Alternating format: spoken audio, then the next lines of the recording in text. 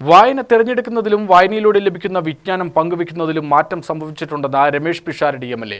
വിദ്യാഭ്യാസ വകുപ്പും ജില്ലാ ഇൻഫർമേഷൻ ഓഫീസും സംയുക്തമായി വായനാ ദിനാചരണത്തിന്റെ ഭാഗമായി സംഘടിപ്പിച്ച ക്വിസ് മത്സരം എം.എൽ.എ. ഉദ്ഘാടനം ചെയ്തു.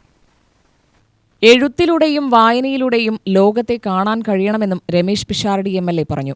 കുറഞ്ഞ സമയത്തിൽ കൂടുതൽ കാര്യമെന്ന നിലയിലേക്ക് മാറിയതോടെ ജീവിതത്തിൽ ചെറു ചോദ്യങ്ങളും ഒറ്റവാക്കിൽ ഉത്തരവുമായി.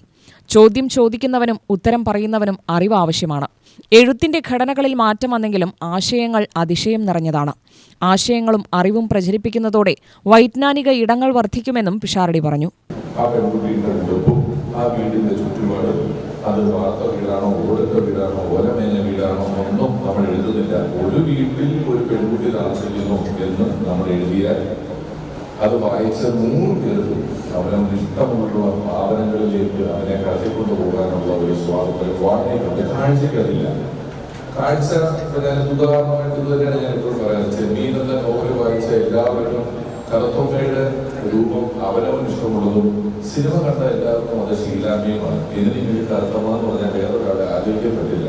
ശീലാമ്യമായി പോകും. അതാണ് വിഷ്ണുവിന് കണ്ടാലും വായിക്കുന്നിടത്തും ഒരു വ്യത്യാസം. വായനയ്ക്ക് പ്രസക്തി വരുന്നത് നമ്മുടെ ഭാവനയ്ക്കത് വലിയൊരു പ്രസക്തിയുണ്ട് എന്ന സ്ഥലത്ത് നിന്നുകൊണ്ടാണ്. അതുകൊണ്ട് തന്നെ ഒരു നിശ്ചിത സമയം, നിശ്ചിത ദിവസം ഒരു പേജ് അല്ലെങ്കിൽ 1/2 പേജ് എന്ന് പറഞ്ഞ് വായിക്കുന്നത് 2-3 കാര്യങ്ങളിൽ കൂടി ഇന്ന് ഉപകാരം ചെയ്യും. ഇന്ന് റീൽസ് പോലെ നമ്മുടെ മൊബൈൽ സ്ക്രീനുകൾ വളരെ ഫ്ലാഷി കളറുള്ള വ്യത്യസ്തങ്ങളായ വിഷയങ്ങൾ 20 സെക്കൻഡ് 25 സെക്കൻഡ് കണ്ടുകൊണ്ട് പോകുന്ന സാഹചര്യത്തിൽ ഇന്ന് പലരും വായിക്കാതിരിക്കുന്നത് വെളുത്ത പേജിൽ കറുത്ത അക്ഷരങ്ങൾ കൊണ്ട് എഴുതി വെച്ചിരിക്കുന്ന സാധനത്തിൽ ഫോക്കസ് ചെയ്യാൻ പറ്റാത്തതാണ്. ഒരു പേജ് വായിച്ചുകൊണ്ടിരിക്കുമ്പോൾ ആ പേജിൽ നിന്ന് കണ്ണെടുത്ത ശേഷം വായിച്ച് നിർത്തിയ സ്ഥലത്തേക്ക് കൃത്യം പോകാൻ നമുക്ക് പറ്റുമായിരുന്നു. ഇപ്പൊ നമ്മൾ ആ വായിച്ച് നിർത്തിയത് എവിടെയാണ് തപ്പി കണ്ടുപിടിക്കണം. നമ്മൾ വായിച്ചുകൊണ്ടിരിക്കുകയാണെങ്കിൽ ആ നിർത്തിയ പോയിന്റ് എവിടെയാണെന്നുള്ളത് അത്രയും ഫോക്കസ് നഷ്ടപ്പെടുന്ന സാഹചര്യത്തിൽ ഫോക്കസ് നമുക്ക് തരുന്ന ഒരു പ്രോസസ് കൂടിയാണ് വായന.